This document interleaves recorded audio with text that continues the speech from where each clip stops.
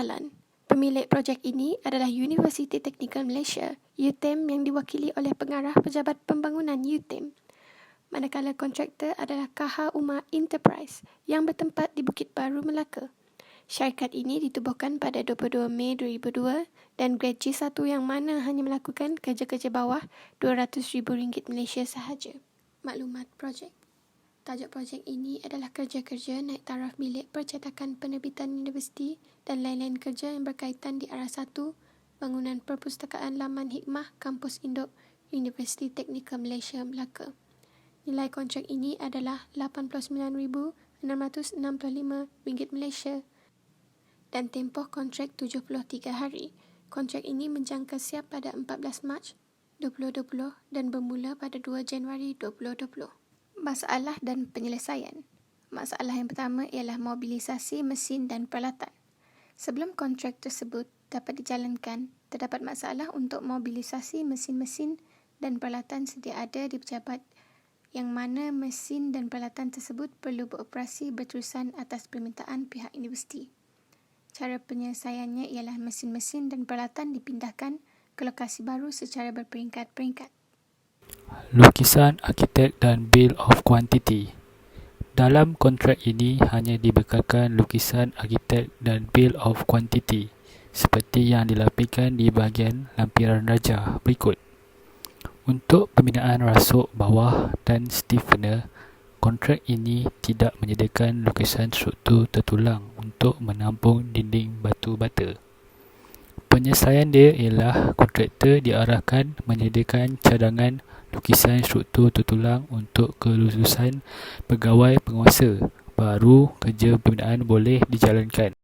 Masalah seterusnya adalah pembekalan peralatan, iaitu Indoor Wireless Access Point atau juga dikenali sebagai AP.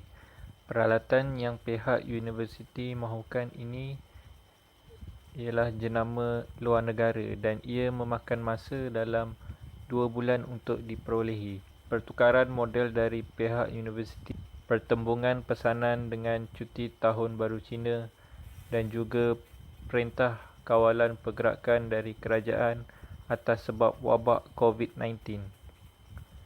Permasalahan ini dapat diselesaikan melalui pihak kontraktor perlu memohon lanjutan masa kontrak, iaitu EOT, selama 2 bulan. Masalah yang keempat ialah penamatan kontrak. Kontrak ini tamat pada 14 Mac 2020. Walaupun dari fizikalnya kontrak ini telah siap 100%, tetapi ia tidak dianggap sempurna oleh pihak universiti atas sebab bekalan AP yang belum diperolehi dan beberapa kerja yang belum siap sepenuhnya.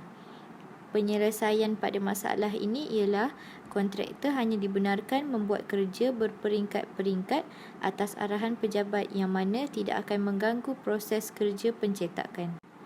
Masalah yang kelima ialah penyerahan tapak.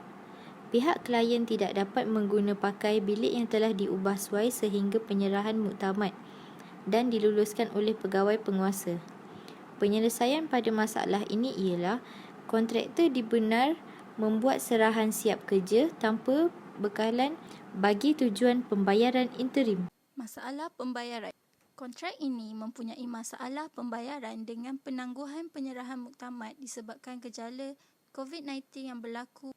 Cara penyelesaiannya ialah kontraktor boleh membuat tuntutan interim pertama. Lampiran berikut merupakan antara surat yang dibuat oleh pihak kontraktor kepada klien. Seperti yang dinyatakan di dalam masalah pembayaran dengan penangguhan muktamad menyebabkan pihak kontraktor perlu membuat tuntutan interim pertama.